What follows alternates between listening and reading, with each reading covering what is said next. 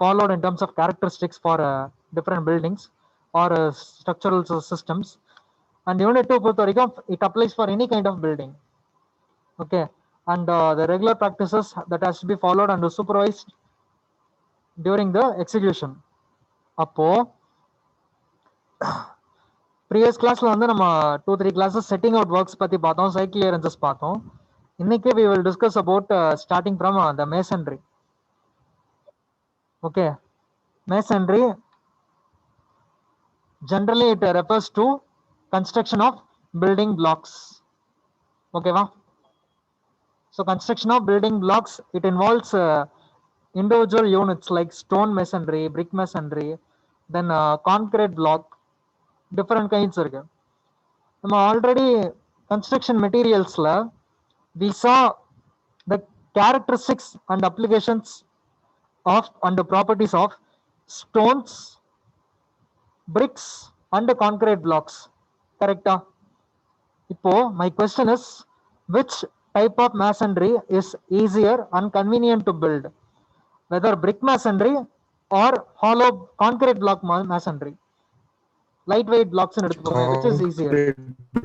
Concrete blocks. Yeah, concrete blocks is comparatively easier. அதனுடைய execution wise or characteristic wise, cost wise differences நம்ம previous courseல பார்த்திருக்கோம், overview பார்த்திருந்தோம் இல்லையா, video பிரசன்டேஷன்லயும் பார்த்தோம். And இப்போ வந்து கன்ஸ்ட்ரக்ஷன் ப்ராக்டிசஸ் அப்படிங்கிறதுனால ரிலேட்டட் டேர்ம்ஸ் அதாவது டெர்மினாலஜிஸ் ரொம்ப ரொம்ப important. Terminologies, equipments, types of masonry involved, okay, and the comparisons இதெல்லாம் பார்க்கும்போது ஆல்ரெடி பிரிக் மேசன்ட்ரிக்கு பிரிக் ரிலேட்டடா அப்பார்ட் ஃப்ரம் ப்ராப்பர்ட்டிஸ் அட்வான்டேஜஸ் நம்ம பிரிக்கோட இன்ட்ரோடக்ஷன்ல ப்ரீவியஸ் கோர்ஸ்ல என்ன பார்த்தோம் ஞாபகம் இருக்கா? presentation, PowerPoint presentationல different pictures பார்த்திருப்போம். Can you able to recall it? Different pictures related to bricks.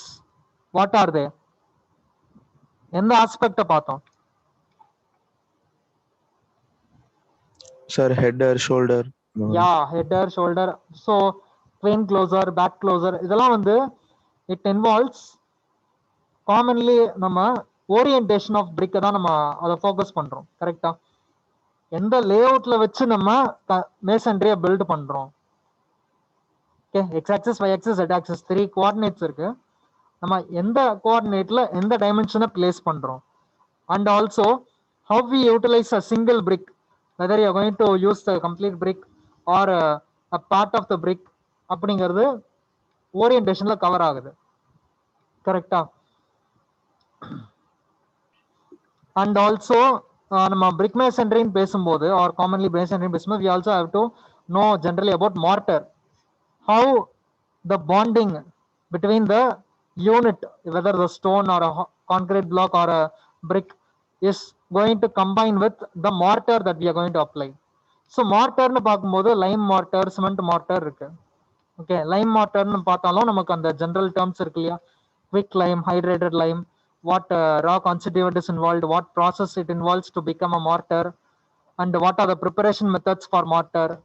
நமக்கு அந்த பவுண்டிங், கிரைண்டிங் மில் இதெல்லாம் ஞாபகம் இருக்கும் இல்லையாமா, pounding method, grinding method. So அதெல்லாம் நம்ம வந்து அதனுடைய எக்ஸ்டென்ஷனை தான் நம்ம பார்க்குறோம். ஆஸ் அ ஸ்ட்ரக்சரல் யூனிட் எப்படி பிளேஸ் பண்றோம்.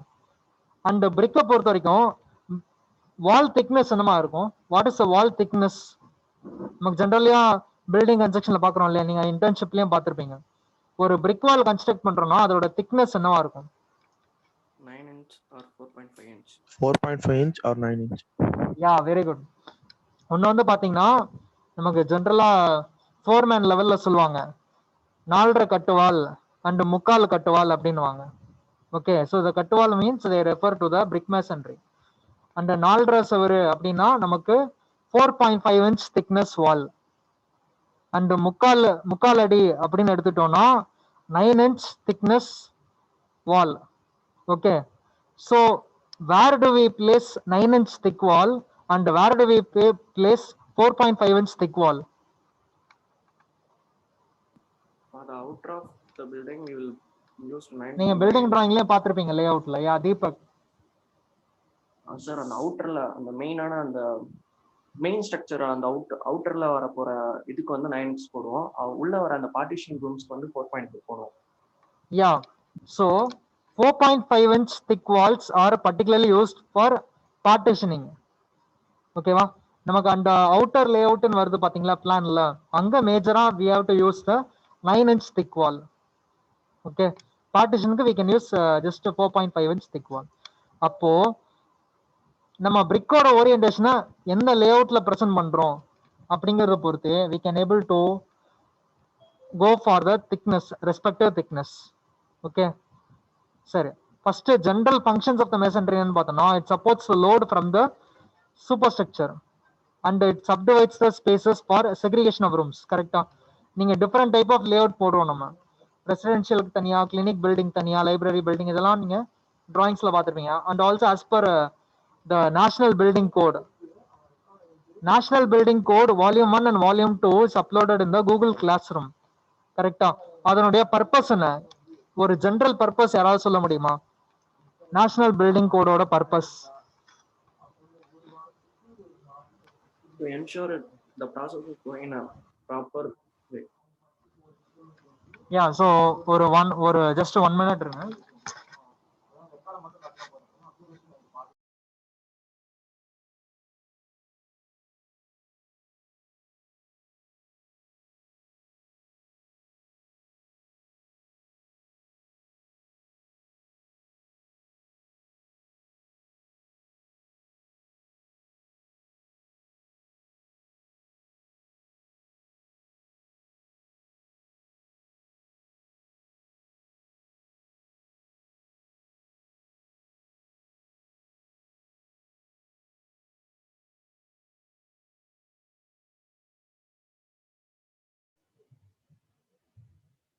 ஓகே, இப்போ ரிப்ளை பண்ணுங்க about actual building code.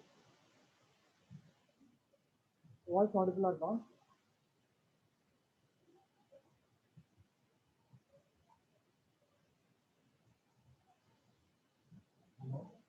Voice ஆடிபிளா இருக்காமா?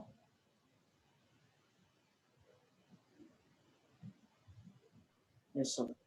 யா, ஓகே. இப்போ சொல்லுங்க, significance of national building code.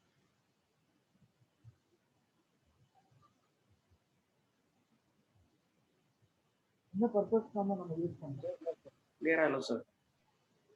கிளியரா இல்லையா? வாய்ஸ் ரொம்ப மினிமமா இருக்கு சார். ஓ,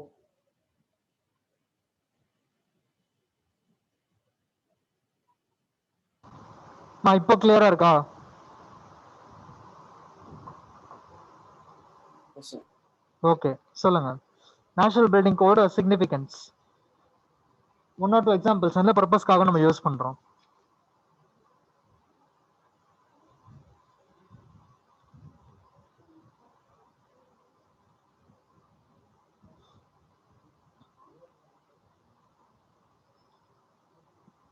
சரி, எதுக்காக பில்டிங் டிராயிங்க்கு நேஷனல் பில்டிங் கோட் யூஸ்ஃபுல்லா இருக்கும் அப்படி சொல்லுங்க.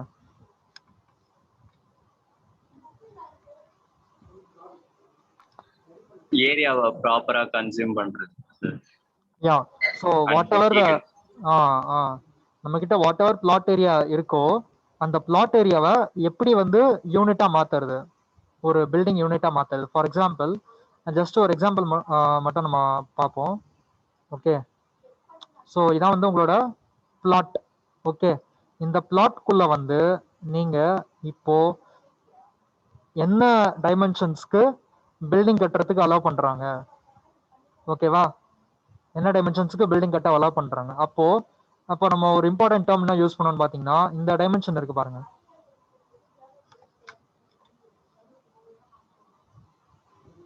அதாவது இந்த டைமென்ஷன் இருக்கு பாத்தீங்களா, இந்த டைமென்ஷன்லாம் என்னன்னு சொல்லுவாங்க? இந்த டைமென்ஷன்ஸ்லாம் என்னன்னு சொல்லுவாங்க, யாருக்காவது தெரியுமா?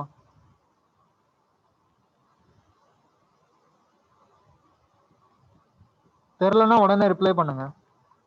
ஆஃப்செட்டா சார்? யா, நம்ம ஜெனரலா சர்வேல ஆஃப்செட்னு சொல்றோம். அந்த ஆஃப்செட் டிஸ்டன்ஸ் தான் வந்து அந்த கோட்ல they will mention as set back distance, set back. Okay, இதை நீங்க நேஷனல் பில்டிங் கோட்ல ரெஃபர் பண்ணீங்கன்னா ரொம்ப இம்பார்ட்டண்டா இருக்கும். ஏன்னா நம்ம பில்டிங் அப்ரூவல் வாங்கும்போது நம்ம பிளாட்ல இருந்து உள்ள எவ்வளவு percentage area can be consumed for the building and how much offset distance you are keeping in all the directions for safety purpose. Okay, safety purpose. And setback distance, இப்போ நம்ம road பேசிங்ல எவ்வளவு distance விடணும், பின்னாடி எவ்வளவு distance விடணும், சைட்ஸ்ல எவ்வளவு விடணும், எல்லாமே ரூல்ஸ் படி இருக்கும். அண்ட் அந்த கிரைட்டீரியா எப்படி ஃபில் ஆகும்னு பாத்தீங்கன்னா, நம்ம what is height of the building, what is the plot area, ரோடோட வித் என்ன, இந்த மாதிரி டிஃப்ரெண்ட் கைண்ட் ஆஃப் கண்டிஷன்ஸை சாட்டிஸ்ஃபை பண்ணதுக்கு அப்புறமா தான் we can able to find out what is the offset or the setback distance that we need to allocate. Next, உள்ள வரும்னு வச்சுக்கோங்க. உள்ள வந்து நீங்க சொன்ன மாதிரி we need to divide the proper partitions for different kind of rooms இல்லையா. இப்போ நம்ம ஹாலுக்கு எவ்வளவு விடுறோம், காரிடாருக்கு எவ்வளவு விடுறோம், கிச்சனுக்கு, அந்த ஸ்டேர்கேஸோட வித் என்ன, all these regulations will come into play. சரி, இப்போ இன்னொரு டவுட், அதாவது இன்னொரு கொஸ்டின் கேட்குறேன். ஸ்டேர்கேஸ் வித் வந்து டிஃப்ரெண்ட் டைப் ஆஃப் பில்டிங்ஸ்ல டிஃப்ரெண்ட் அகலம், அதாவது வித் இருக்கும் கரெக்டா. ரெசிடென்ஷியலுக்கு ஸ்டேர்கேஸ் வித் அதிகமா இருக்குமா, கமர்ஷியல் பில்டிங்க்கு அதிகமா இருக்குமா? which type of building will have more staircase, more width for staircase? Commercial, sir. Commercial. And similarly, if you even take institutional building, இப்போ நம்ம காலேஜ்லயும் பாத்தீங்கன்னா staircase width வந்து அகலமா இருக்கும் compared to residential. Why? Because of more number of occupants involved. Occupant, so எத்தனை occupant வர போறாங்க அதுவும் it will come under consideration. Similarly, the same applies for corridor width also, correct? And also the height of the building, height of the room, everything is considered as per the code, building code, correct? So that serviceability has to be provided and the guidelines specifies. அதனால தான் உங்களுக்கு question பேங்க்ல 2 mark கூட பாத்தீங்கன்னா the list of the type of buildings அப்படின்னு பார்க்கும்போது we have different types. இது நம்ம பில்டிங் டிராயிங் இன்ட்ரோடக்ஷன் கிளாஸ்ல கூட நான் உங்களுக்கு எடுக்கும் போது டிஸ்கிரைப் பண்ணியிருந்தேன். Can you able to recall that during the building drawing introduction class? Yes or no? Yes, sir. Yeah. ஓகேவா? ஸோ அந்த மாதிரி நீங்கள் வந்து மேக்ஸிமம் இந்த மாதிரி codes, approvals and IS Indian standard codes எல்லாத்தையும் நீங்கள் வந்து இப்போதுல இருந்தே படிக்க ஸ்டார்ட் பண்ணணும். நம்ம ஒரு மெட்டீரியலுக்கு டெஸ்ட் பண்ணுறதுல இருந்து ஒரு பில்டிங் அப்ரூவல் வரைக்கும் எல்லா விஷயத்துக்குமே code books and standards are involve. ஓகேவா? சரி, இப்போ வாட்டர் பற்றி நம்ம பேசணும். Lime water, cement water, and they have their own kind of comparisons that are used for that we study for binding purpose with the building blocks. Next, stone masonry, brick masonry அப்படின்னு நம்ம ரெண்டு டைப்பா பிரிக்கிறோம் இல்லையா. And also we have concrete block masonry. So first today we will cover some parts about brick masonry. நம்ம already பார்த்துருக்கோம் இல்லையா. அந்த brick masonryல ரொம்ப ரொம்ப இம்பார்ட்டண்டான விஷயம் என்ன அப்படின்னு இந்த பிக்சர்ல இருந்து ஏதாவது சொல்ல முடியுமா? இந்த பிக்சர்ல இருந்து can you able to say one important point that you should have to severely follow? என்னவா இருக்கும்? ஒரு இம்பார்ட்டன்ட் விஷயம் ஃபாலோ பண்ணணும்னா என்னவா இருக்கும் பிரிக் மேசன்ரி பொறுத்த வரைக்கும்? Arrangement sir. யா, அரேஞ்ச்மெண்ட்ஸ் எப்படி இருக்கணும்? English one or French one? I'm Yeah. not sure about which one it is. Yeah. Okay. So there are different type of bond types involved in which the bricks can be arranged. But whatever type of bond you take, one crucial factor is involved. என்னன்னா நமக்கு இந்த joints வருது பாத்தீங்க இல்லையா, ஒரு யூனிட்டுக்கும் பக்கத்து யூனிட்டுக்கும் நடுவுல ஒரு ஜாயிண்ட் இருக்கும், கரெக்டா? இந்த யூனிட்டுக்கும் நடுவுல ஒரு ஜாயிண்ட் இருக்கு. And this joint is arranged in which way? லாங்கிடியூனலா ஸ்ட்ரைட்டா இருக்கா இல்ல ஸ்டாகர்டா இருக்கா? Is there a staggered arrangement or a linear arrangement? ஜாயிண்டோட ஓரியன்டேஷன் எப்படி இருக்கு இப்ப சொல்லுங்க. லீனியரா இல்ல ஸ்டாகர்டா? ஸ்டாகர்ட் சார், ஒண்ணுத்துக்கு ஒண்ணு டிஃபரன்ஸ். யா, ஒரு ஆல்டர்னேட் கோர்ஸுக்கும் லீனியரா இருக்கும். பட் அட்ஜசன்ட் கோர்ஸ் எடுத்துட்டோம்னா நமக்கு அரேஞ்ச்மெண்ட்ஸ் ஆர் ஸ்டாகர்ட். கரெக்டா? ஸ்டாகர்டா இருக்கு தெரியுதா? And that is very much important when you start to construct the masonry. Joints வந்து எப்பவுமே நேரா இருக்கக்கூடாது. adjacent course அப்படின்னு எடுத்துட்டோம்னா, alternate course alternate layer எடுத்தோம்னா it can be staggered. Okay.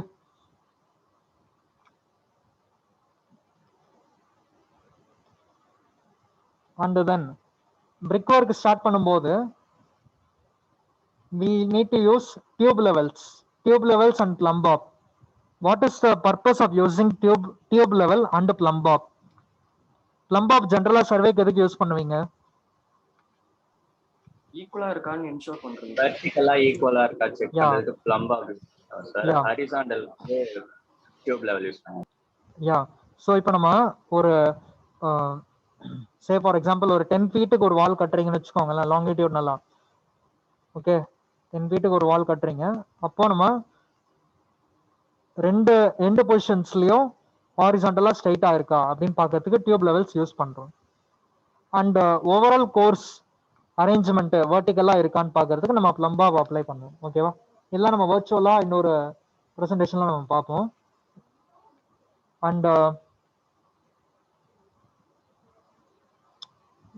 Yeah, so நமக்கு இங்க வந்து சில எக்ஸாம்பிள்ஸ் இருக்கு, different kind of orientations.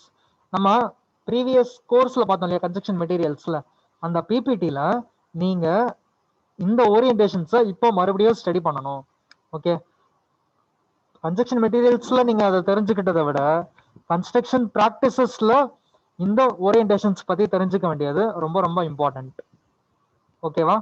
So நீங்க you have to go through that PPT again to recall the different type of brick layout that are available, like queen closer, king closer, half that. இதெல்லாம் எக்ஸாம்பிள்ஸ்க்கு தான் கொடுத்துருக்காங்க. ஓகேவா? Next நம்ம bond பார்ப்போம். நீங்க சொன்னீங்க இல்லையா, types of bond that are involved, English bond, Flemish bond, like that we have a different types here. See, இங்க எக்ஸாம்பிளுக்கு 7 டைப் கொடுத்துருக்காங்க. இந்த 7ல the first 4 type வந்து significantly important. Stretcher bond, header bond, English bond and Flemish bond. சரி, stretcher bond and header bond இது ரெண்டும் எப்படி இருக்கும்னு you can able to guess, right? Stretcher bondனா நம்மளோட கோர்ஸ் எப்படி இருக்கும்?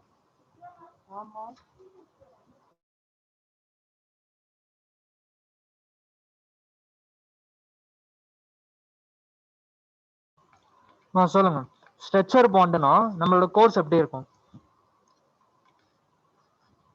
What is stretcher actually? Sir ரெண்டு பிரிக்ஸோட ஹாரிசான்டல் சென்டரா வருது. யா, okay.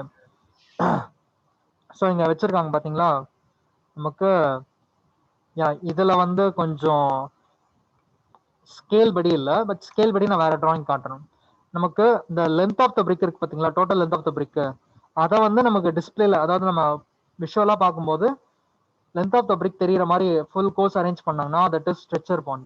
See, 1 minute, I will show you the pictures.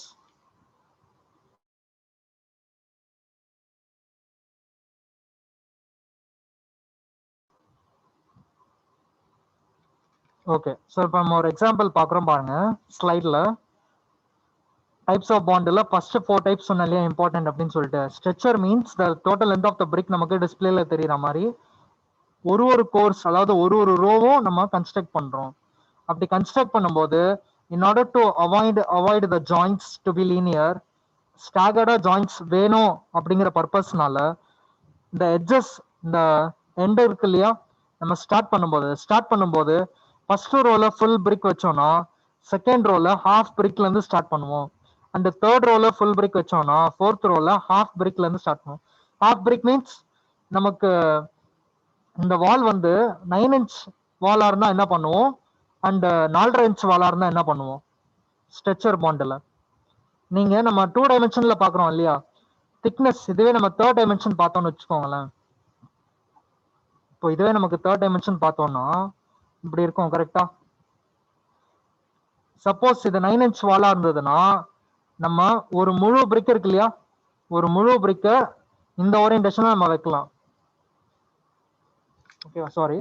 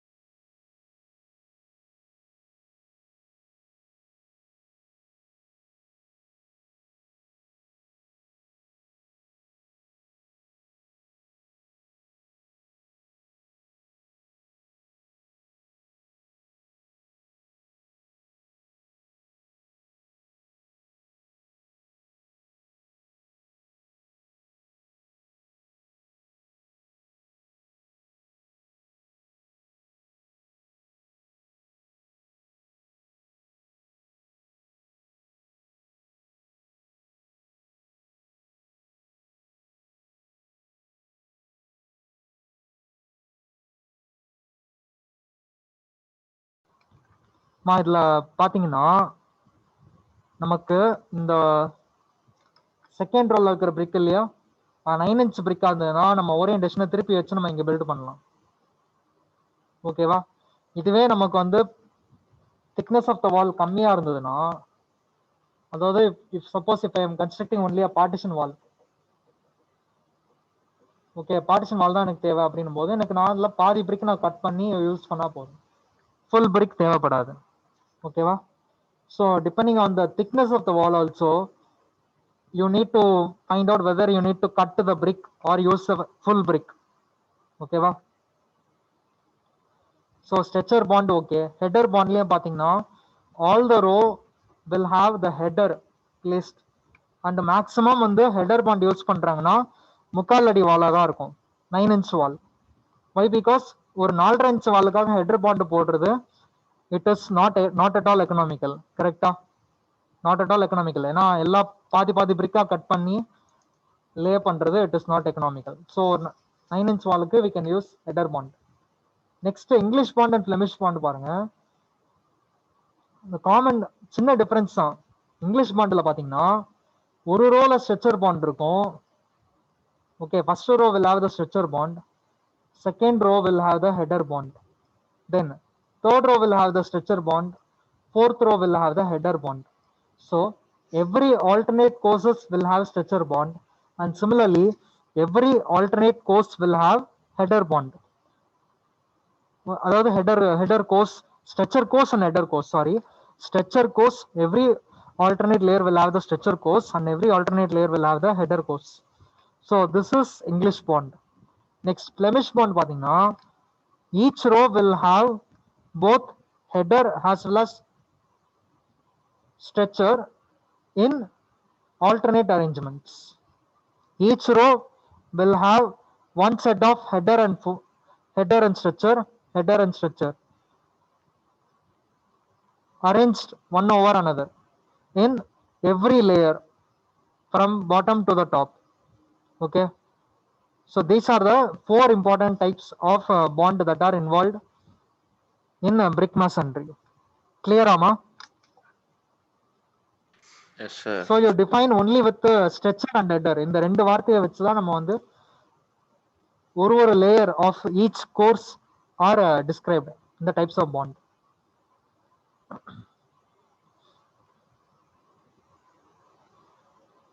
அதனுடைய சேர்த்து பார்த்தீங்கன்னா we have diagonal bond, zigzag bond and garden wall bond. அதனுடைய descriptions நம்ம பார்ப்போம். அதே மாதிரி ஹாலோ பிளாக், கான்கிரீட் பிளாக் அப்படின்னு எடுத்துக்கிட்டோம்னா how do we manufacture? Okay, so அதனுடைய proportions என்ன? நம்ம கான்கிரீட்னு எடுத்துக்கிட்டோம்னா அதனுடைய proportionsல here they take 60% of fine aggregate and 40% of coarse aggregate for preparing the concrete block, and the mix ratio is 1:6 mortar, and the mold is kept vertical and proper compaction.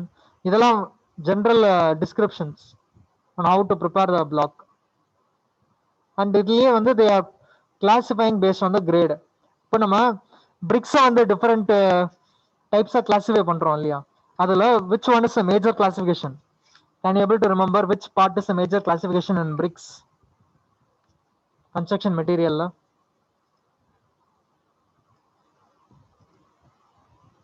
Which one is a major classification? Brick.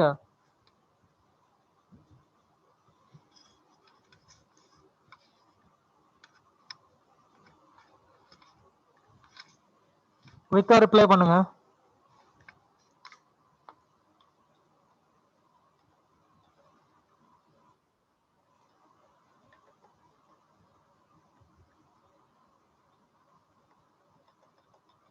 quickly reply.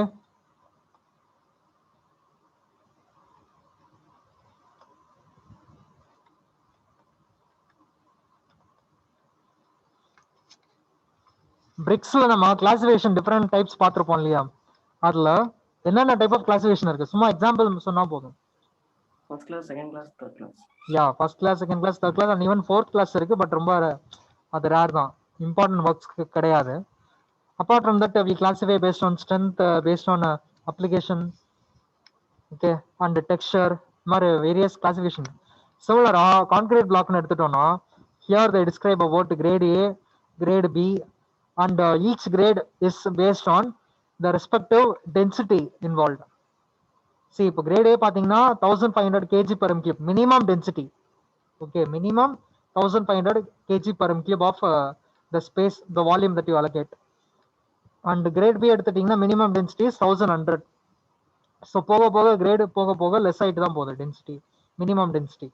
And average compressive strength different criteria இருக்கு நமக்கு 3.5, 4.5, 5.5, 7.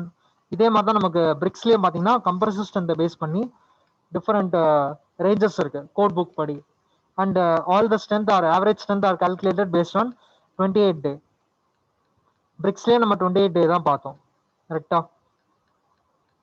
And hollow block அப்படிங்கிறதுனால இங்க நமக்கு top வியூல பாத்தீங்கன்னா concrete hollow பிளாக்ல we have groove arrangement, and top viewல we have two hollow sections under tongue, and this will help us to create more bonding. Okay sir, and this is just an overview about brick and block masonry.